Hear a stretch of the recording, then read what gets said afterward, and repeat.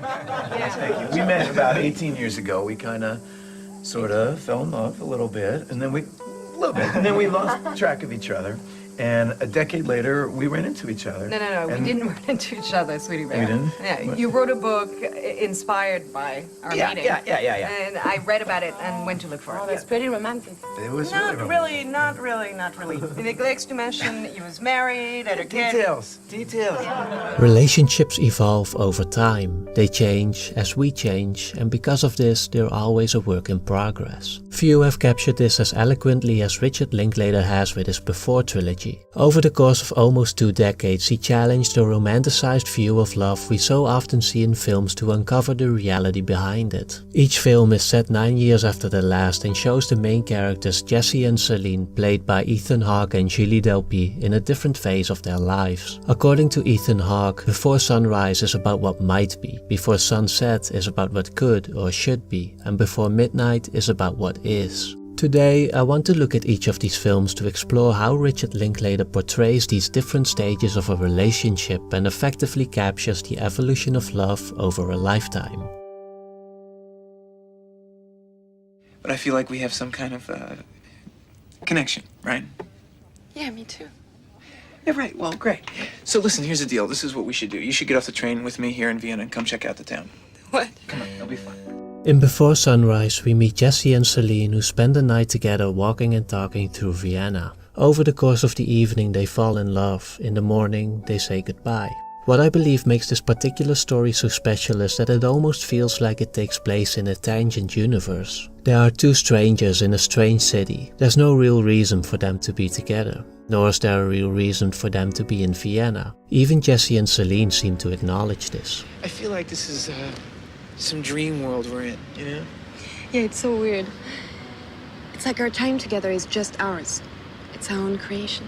This feeling captures much of the essence of a blossoming romance, 2 young people on the verge of adulthood at the height of their personal freedom. It's a love that exists completely on its own, and I think Richard Linklater captures that beautifully by setting up this dreamlike scenario stripped down of everything except the connection between Jesse and Celine, creating an almost archetypal story of attraction. The first film was really just about trying to capture, the intangible thing between these 2 people that, it was a very minimalist design. Nothing great happened in the movie other than this connection. So I just remember wanting to make a film just about that. It's also worth noting that Linklater included a female co-writer and allowed Ethan Hawke and Julie Delpy to rewrite the script to create an equal balance between male and female. And then the dynamic too between them, and I wanted this for the very first film, and I said, I really want to make one as much as possible that's male and female.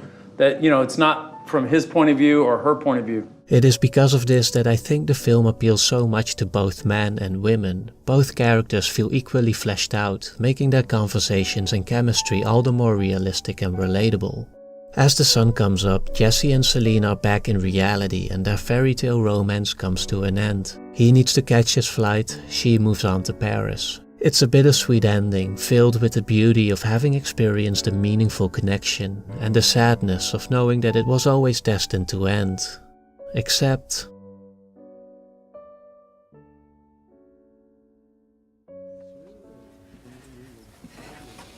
Hi. Hello. When Jesse and Celine meet again, they have both left this phase of young romance. Jesse is married and has a son, Celine is also in a committed relationship.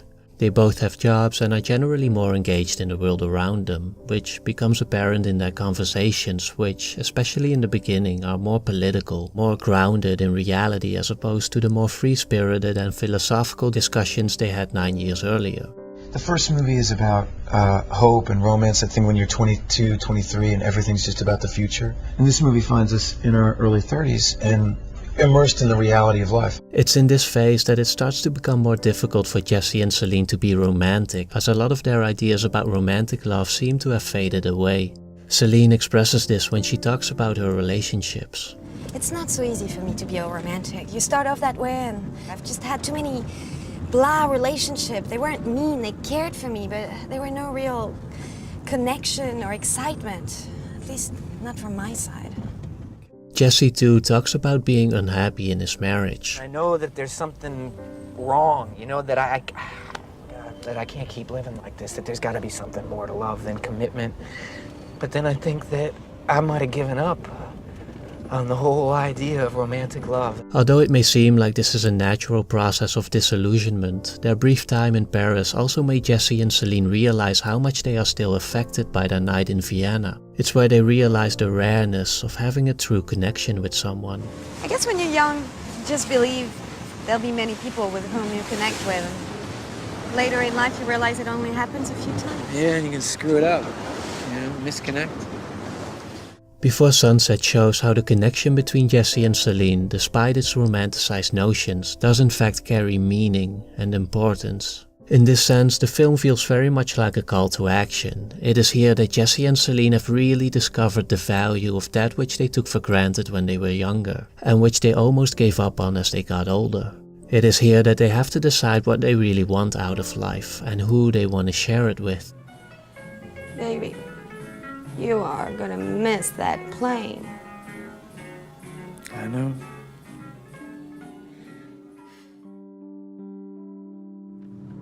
Who's that? I mean, you're not talking about Captain Cleanup over here, Captain right? Cleanup. Yeah, I mean, The one that's been missing in action all these years. Would you expect at this point in your life, Missy? God. Before Midnight is the film where we really get a glimpse of life after Happily Ever After. We jump in on the last day of Jesse and Celine's summer vacation in Greece. They have been together for some time now, and their relationship has evolved to a stage of interdependency. They have 2 kids together and all the responsibilities that come with it. But at the same time, they also have plenty of other commitments. They have their careers, their friends. Jesse of course still has his son from his previous marriage. In short, it seems like a phase without much room for romance, which according to Richard Linklater is why we don't see many films about it. A couple falling in love, a couple reconnecting, falling in love, that's something. A couple in mid-relationship or whatever it is, on a regular day, that's the area you don't see represented much. I think the main challenge in this stage of a relationship is figuring out how to deal with the conflicting interests, little grievances and general complications that come into our path. When you're in this state of interdependency, when you have committed your life to someone, some situations are simply bound to lead to conflict. Before Midnight explores this in a long and at times devastating fight scene between Jesse and Celine. Ironically, the scene starts off as a love scene as Jesse and Celine finally have a night to themselves. However, things take a turn for the worse when a conflict arises that starts off a chain reaction of arguments. Although to many this might have been a difficult scene to watch, I do think there's beauty to be found in the way they handled their conflict. Author Francis Weller, whose book The Wild Edge of Sorrow I've used in my video on the New World, points out that conflict can actually lead to deeper intimacy. Anger, when it's done well, is a relational process. It is revelatory, like I tell you. I am telling you something so deep about me. Why I'm angry is because something got to me so much at the heart of who I am. Something I love, something I cherish, something I want to protect has been injured and violated. And so I need to tell you about this so you know me more deeply.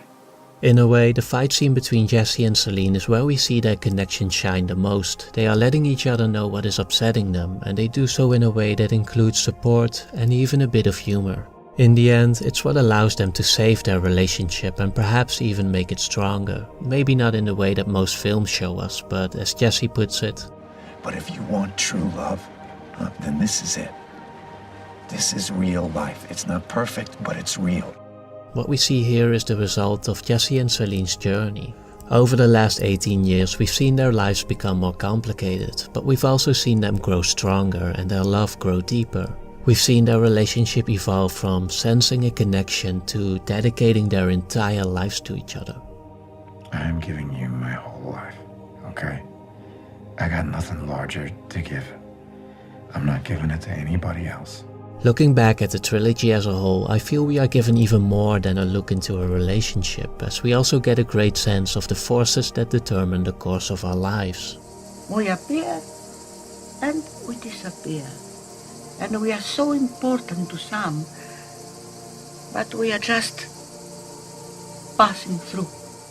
The story of Jesse and Celine has shown us a universe that is messy and random and can make us feel like we have no control over our lives. But then again, that same universe also gives us these brief windows of opportunity that have the potential to change everything. Here we find the importance for us to act on these rare moments, to chase after what really makes us happy, what makes life worth living. This of course takes courage, which is probably why we romanticize these early moments so much, those that set everything else in motion.